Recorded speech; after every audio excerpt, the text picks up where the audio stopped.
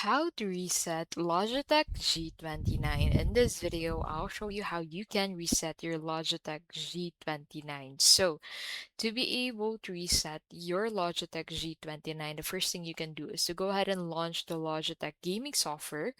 So, open the Logitech gaming software on your computer.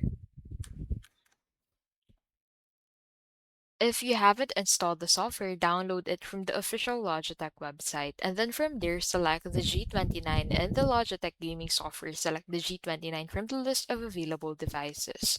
Click on the settings icon, represented by a gear icon, to access the G29 settings, and then in the G29 settings, click on the Reset to Default to reset the device to its factory settings. A confirmation prompt will appear asking if you're sure you want to reset the G29 to its factory settings. Click on Yes to confirm. And that is how you can basically reset your Logitech G29.